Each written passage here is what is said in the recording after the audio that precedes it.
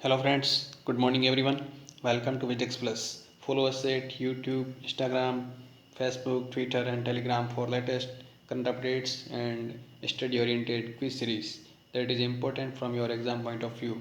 So let's start today's quiz series with question. So आज का सवाल है महाजनपदों का उल्लेख किसमें मिलता है। ऑप्शन है आपके सामने अंगुत्तर निकाय, महावस्तु, भगवती सूत्र और उपयुक्त तीनों। तो ये दोनों उपबोध ग्रंथ है अंगुत्तर निकाय और महावस्तु, और यह है जैन ग्रंथ भगवती सूत्र। तो महाजनपदों का उल्लेख है वो इन तीनों में ही मिलता है, भगवती सूत्र, महावस्तु और अंगुत्तर निकाय। तो देखिए कि उत्तर वैदिक काल के अंदर है वो जनपद है महाजनपदों में बदल गए। क्यों बदल गए? क्योंकि उस समय लोहे का आविष्कार हो चुका था, तो व्यापक स्तर पर लोहे का प्रयोग हुआ, जैसे कि कृषि की औजार बनाई गई, जिससे आर्थिक उपज हुई, अतिरिक्त मतलब सरप्लस प्रोडक्शन हुआ। फिर उनसे व्यापार वाणिज्य में वृद्धि हुई, लोहे के हथियार बनाए जाने लगे, इससे क्षत्रिय वर्ग को की शक्ति में वृद्धि हुई और युद्ध एवं निर्णायक हो गए। इससे बड़े पैमाने पर नगरों का निर्माण हुआ। इसलिए महाजनपद काल को अपन दूसरी एवं नगरीय क्रांति भी कहते हैं, सिंधु घाटी सभ्यता के बाद में, क्योंकि नगरों का सर्वाधिक निर्माण है वो इसी काल में हुआ था। तो महाजनपद कुल 16 थे। इनका उल्लेख है वो बौद्ध ग्रंथ अंगुत्तर निकाय, महावस्तु और जैन ग्रंथ भगवती सूत्र में मिलता है। अगला प्रश्न है, उत्तर भारत का सर्वाधिक शक्तिशाली महाजनपद कौन सा था? मगध, कौशल, वत्स और अवंती। तो उत्तर भारत का सबसे शक्तिशाली महाजनपद था मगध। मगध की प्रारंभिक राजधानी थी गिरिव्रज और राजगृह, जो कि पहाड़ियों से घिरी हुई थी सुरक्षा की दृष्टिकोण से। कालांतर में इसकी राजधानी थी पाटलिपुत्र। तो उत्तर भारत का सबसे शक्तिशाली महाजनपद था मगध। तो देख लेते हैं कौन कौन से महाजनपद थे 16। काशी, इसकी राजधानी थी वाराणसी। कौशल, इसकी राजधानी थी श्रावस्ती या फिर अयोध्या। अंग की राजधानी थी चंपा। मगध की राजगृह और गिरिव्रज। मल की कुशीनगर और पावा। चेदी की शक्तिमती। वत्स की कौशाम्बी। पांचाल, इनकी दो राजधानी थी, उत्तरी पांचाल की अहिछत्र और दक्षिणी पांचाल की काम्पिल्य। मत्स्य की विराटनगर, जो कि राजस्थान के जयपुर में है। सूरसेन की मथुरा। अस्मक की पोटन या पोटली। ये दक्षिण भारत का एकमात्र महाजनपद जो कि गोदावरी नदी के किनारे स्थित था। कौन सा? पोटन, अस्मक सॉरी, इसकी राजधानी थी पोटन। अवंती की राजधानी थी उत्तरी उज्जैनी और दक्षिणी की थी महिष्मती। वज्जी की वैशाली। गांधार की तक्षशिला, जो कि वर्तमान पाकिस्तान की पेशावर और रावलपिंडी में है। कंबोज की राजपुर या आटक। कुरु की थी इंद्रप्रस्थ, ये मेरठ और हरियाणा में है, दक्षिणी पूर्वी। तो ये हो गए आपके 16 महाजनपद और इनकी राजधानियाँ।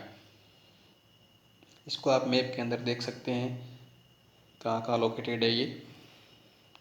अगला प्रश्न है, एकमात्र महाजनपद जो दक्षिण भारत में गोदावरी नदी के किनारे पर स्थित था।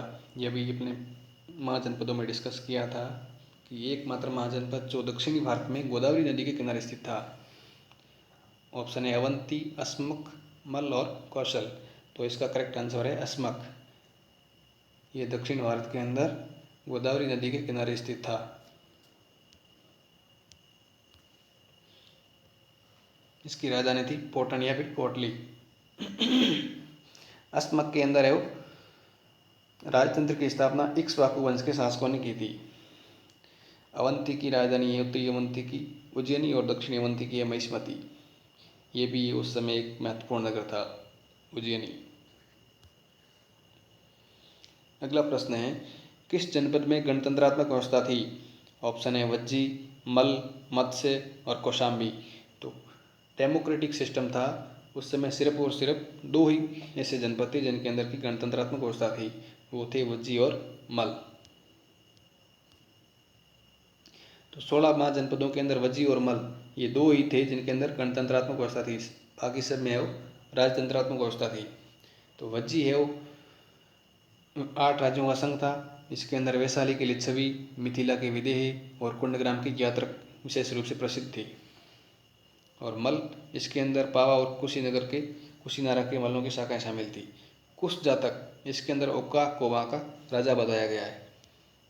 अगला प्रश्न है, विश्व का पहला गणतंत्र वैशाली में किसके द्वारा स्थापित किया गया?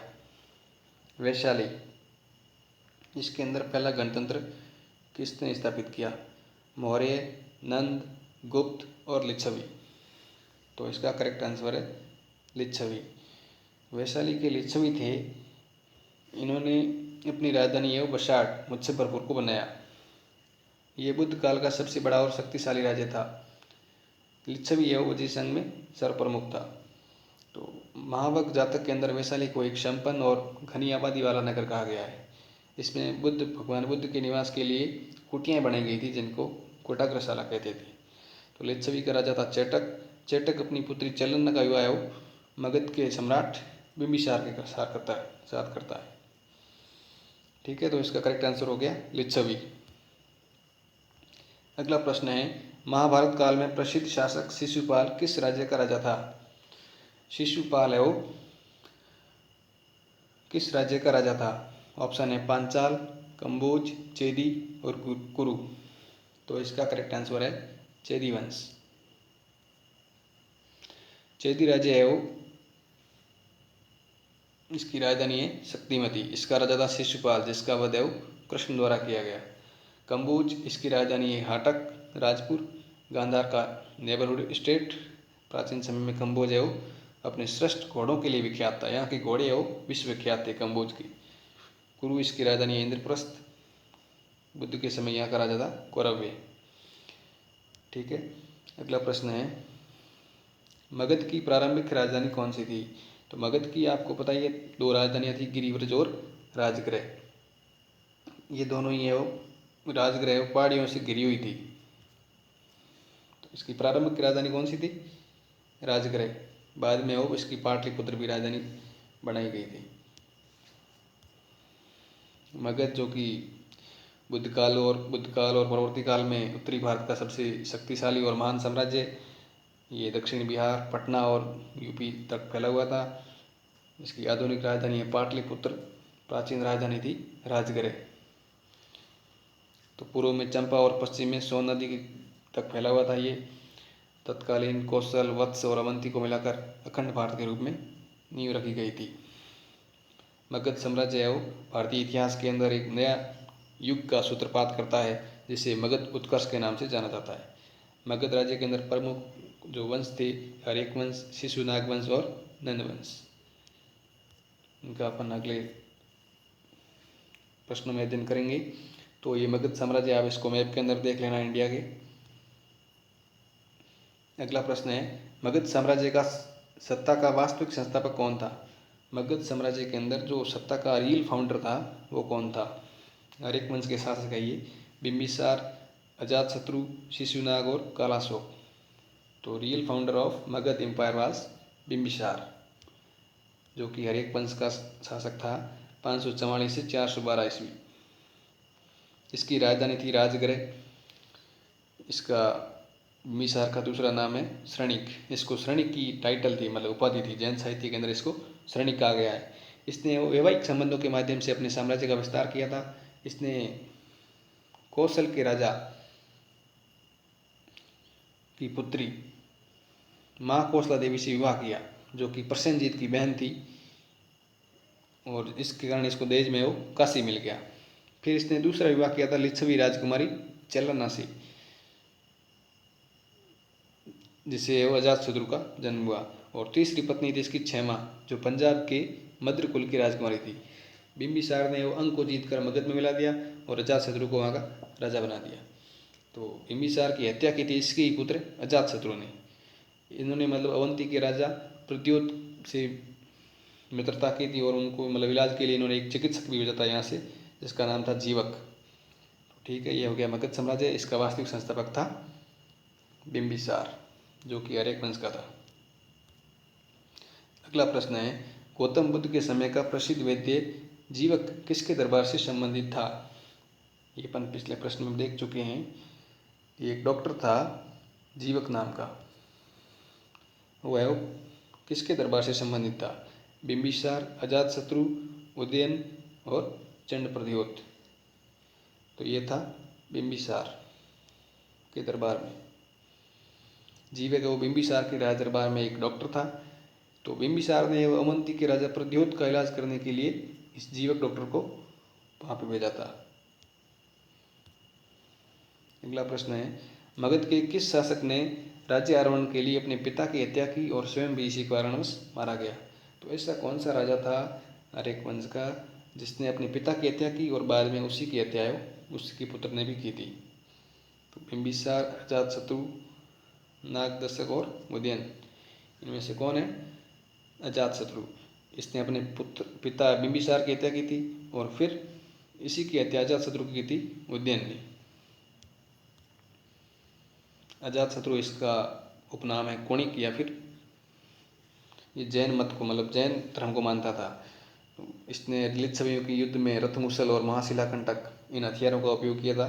अपन जो बाहुबली मूवी है उसके अंदर भी अपन ये रथमुसल और महाशिलाकंटक ये देखते हैं, आप यदि देखी हो तो देखना आप। इसने राजगृह के अंदर पहली बौद्ध संगीति का आयोजन करवाया था 483 BC के अंदर। इसने अपने पिता की हत्या की और इसकी हत्या भी इसके पुत्र उदयन ने की थी। ये आर्यक वंश का सम्राट था। उदयन ये भी 460 से 44 के अंदर आर्यक वंश का राजा था। इसने वो पाटलिपुत्र की राजधानी बनाई अपनी। ये आर्यक वंश का अंतिम सम्राट था उदयन। इसका पुत्र था नागदासक। उसे वो अमात्य शिशुनाग ने उस गद्दी से हटा दिया था, राजगद्दी से, और शिशुनाग वंश की स्थापना की थी शिशुनाग ने। अगला प्रश्न है, दूसरी बौद्ध संगीति का आयोजन किसके द्वारा कराया गया? तो पहली बौद्ध संगीति का आयोजन कराया गया था 483 BC में राजगृह में। दूसरी बौद्ध संगीति का आयोजन करवाया गया था वैशाली में। किसके द्वारा? कालाशोक के द्वारा। कालाशोक, इसका दूसरा नाम था काकवर्ण। इसने वैशाली की जगह पाटलिपुत्र को अपनी राजधानी बनाया। इसने दूसरी बौद्ध संगीति का आयोजन किया था वैशाली में। बौद्ध संगीति के समय ये बौद्ध धर्म दो भागों में बंट गया था, स्थावर और महासंदिग्ध, मतलब कंजर्वेटिव और प्रोग्रेसिव। कारण पढ़ की आश्चर्य है इसमें वो इसकी हत्या है वो महापद्मनंद ने कालाशोक की हत्या कर दी थी। तो कालाशोक है, इसके 10 पुत्र थे काकवर्ण, जिन्होंने लगभग 22 वर्षों तक शासन किया। तो 4 बौद्ध संगीतियाँ आयोजित हुई थी। पहली हुई थी 483 BC में, सॉरी ये 400 गलत है, 483 BC राजगृह के अंदर अजातशत्रु के समय। दूसरी हुई थी कालाशोक के समय वैशाली में 383 BC में। इसमें वो बौद्ध धर्म स्थाविर और महासंदिग्ध इन दोनों में बंट गया था। तीसरी जो बौद्ध संगीति हुई थी वो अशोक के समय पाटलिपुत्र में 251 BC में, इसके अध्यक्ष थे मोगलीपुत्र। और चौथी और अंतिम जो बौद्ध संगीति थी वो कुंडलवन कश्मीर में कनिष्क के टाइम हुई थी। और कुषाण राजा जो कनिष्क, इसमें महायान और हीनयान इन दो शाखाओं में बौद्ध धर्म विभाजित हो गया था। अगला प्रश्न है, मगध साम्राज्य को कौन सा शासक सिकंदर के समकालीन था? मगध साम्राज्य का कौन सा शासक है वो सम्राट सिकंदर के समकालीन था? अजातशत्रु, कालाशोक, शिशुनाग और धनानंद। तो आपको पता होगा कि इसके टाइम ही चाणक्य है वो आए थे। तो इसका आंसर है धनानंद। धनानंद है वो सिकंदर के समकालीन था। इसके दरबार में चाणक्य आया था। फिर 322 ईसा पूर्व के अंदर चंद्रगुप्त मौर्य है वो चाणक्य की सहायता से धनानंद की हत्या कर देता है और मौर्य वंश की स्थापना करता है। फिर है वो मौर्य के शासन में मगध राज्य अपने क्लाइमैक्स पे था, मतलब मैक्सिमम एक्सपेंशन था उसका। नंद वंश, इसके संस्थापक महापद्मनंद और धनानंद इसके बाद में आए थे। महापद्मनंद को है वो छत्रांतक और भार्गव कहा गया है, दूसरा भार्गव इनको। पहला भार्गव कहते हैं परशुराम को। इसने एक राट और एक छत्र की उपाधि भी धारण की थी। अगला प्रश्न है, उज्जैन का प्राचीन काल में नाम क्या था? उज्जैन पाटलिपुत्र, अवंतिका, इंद्रप्रस्थ और तक्षशिला। तो उज्जैन का प्राचीन काल में नाम था अवंतिका। अंतिम प्रश्न है आज का, 6ठी शताब्दी ईसा पूर्व का मत्स्य महाजनपद स्थित था। मत्स्य की राजधानी है विराटनगर, ये राजस्थान के जयपुर में स्थित है। तो मत्स्य जनपद है राजस्थान में।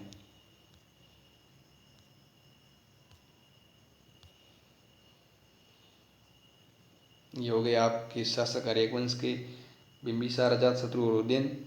शिशुनाग वंश के शिशुनाग, कालाशोक और इसके 10 पुत्र। फिर नंद वंश के अंदर महापद्म, धनानंद और उसके पुत्र। फिर है वो अशोक, मौर्य वंश की स्थापना करता है। चंद्रगुप्त मौर्य वंश की स्थापना करता है और चाणक्य की सहायता से धनानंद को मार के। तो ये हुई आज की क्विज सीरीज संपन्न। तो बच्चों, दोस्तों, यदि आपको ये वीडियो पसंद आया है तो लाइक और शेयर करना न भूलें, चैनल को सब्सक्राइब करें और कमेंट बॉक्स के अंदर अपने सुझाव ज़रूर दें। कमेंट बॉक्स के अंदर आप अपनी सजेशन को ज़रूर मेंशन करें ताकि हम जान सकें कि क्या डिमांड है और हम और बेहतर करने का प्रयास करेंगे। तो thank you all of you.